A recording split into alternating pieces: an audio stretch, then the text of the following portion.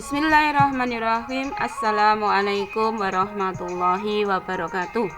Selamat pagi anak-anak semuanya, kelas 8 MTS Negeri 3 Sukoharjo.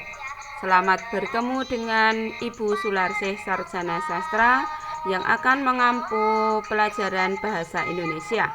Bu Sularsih berasal dari Soko RT 2 RW 7 Kenep Sukoharjo. Anak-anak sekalian, hari ini kita mulai pembelajaran jarak jauh kita, pembelajaran daring ataupun pembelajaran online. Pembelajaran yang semuanya tidak berada dalam satu ruangan. Kita berada di sekolah dan anak-anak berada di rumah masing-masing. Semoga anak-anak selalu sehat dalam lindungan Allah Subhanahu wa Ta'ala.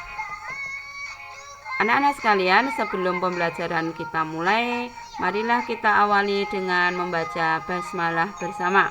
Bismillahirrahmanirrahim. Anak-anak sekalian, sudahkah anak-anak tadi sholat duha? Jadwal kita yang pertama adalah sholat duha ya. Semoga anak-anak tidak lupa untuk sholat duha hari ini. Pada pertemuan pertama ini, Bu Guru akan menyampaikan materi esensial mata pelajaran Bahasa Indonesia kelas 8 semester Gasal tahun pelajaran 2021-2022.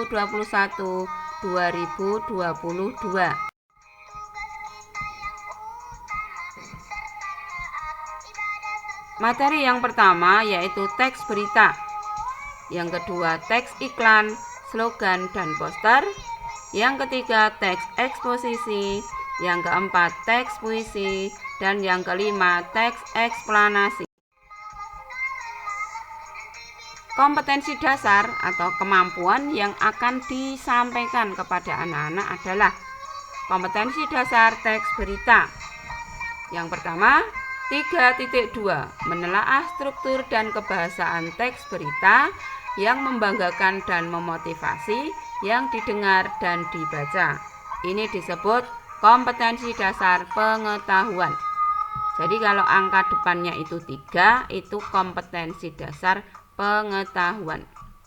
Berikutnya 4.2 yaitu menyajikan data dan informasi dalam bentuk berita secara lisan dan tulis dengan memperhatikan struktur kebahasaan atau aspek lisan seperti lafal, intonasi, mimik, dan kinesik.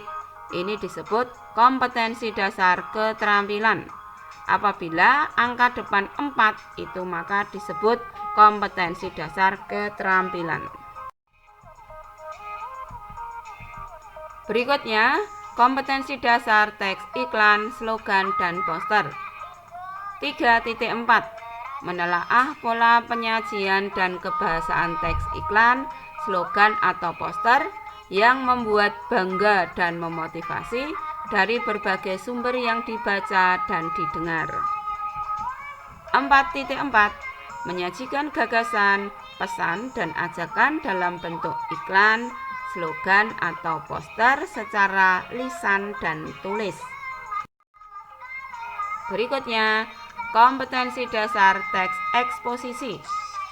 3.6 mengidentifikasi struktur, unsur kebahasaan, dan aspek lisan dalam teks eksposisi artikel ilmiah populer tentang lingkungan hidup, kondisi sosial, dan atau keragaman budaya yang diperdengarkan atau dibaca.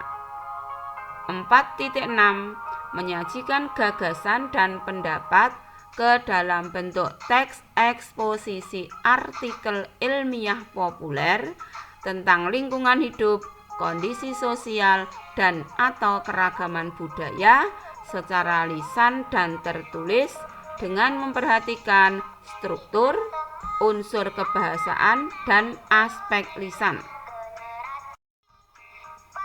Berikutnya anak-anak, kompetensi dasar teks puisi. 3.7 yaitu mengidentifikasi unsur-unsur pembangun teks puisi yang diperdengarkan atau dibaca. 4.8 menyajikan gagasan, perasaan, dan pendapat dalam bentuk teks puisi secara tulis, lisan, dengan memperhatikan unsur-unsur pembangun puisi. Dan yang terakhir anak-anak, kompetensi dasar teks eksplanasi 3.10, yaitu menelaah teks eksplanasi berupa paparan kejadian suatu fenomena alam yang diperdengarkan atau dibaca. 4.10 menyajikan informasi dan data dalam bentuk teks eksplanasi proses terjadinya suatu fenomena secara lisan dan tulis dengan memperhatikan struktur, unsur kebahasaan, atau aspek lisan. Nah, itu tadi anak-anak 5 materi esensial yang akan kita pelajari pada semester Gasal ini. Sekarang, Ibu akan mengajak anak-anak untuk membuat kontrak kerja.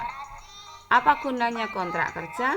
Kontrak kerja adalah suatu kesepakatan dalam kegiatan pembelajaran agar pembelajaran bisa berjalan dengan lancar. Yang pertama, pembelajaran harian melalui e-learning. Semua siswa harus siap belajar di e-learning sesuai jadwal, yaitu jam 7.30 sampai 11.30. Yang kedua, semua siswa harus absen di e-learning. Ingat ya, absen di e-learning. Yang ketiga, para siswa harus menyediakan 2 buku tulis, 1 buku tulis untuk catatan dan kertas folio jika nanti harus mengumpulkan tugas. Yang keempat, jika ada tugas yang harus dikumpulkan, maka harus dikumpulkan sesuai jadwal yang telah ditetapkan. Tidak boleh mengumpulkan tugas pada waktu di luar kesepakatan. Yang kelima, jika ada kendala yang benar-benar mendesak sehingga anak-anak tidak bisa mengirim atau mengumpulkan tugas, maka harus memberitahu ibu guru melalui WA ataupun izin di e-learning. Yang keenam, jika ada pengumuman lain akan disampaikan lewat e-learning ataupun grup WA. Jadi anak-anak setiap hari harus membuka e-learning, belajar di e-learning.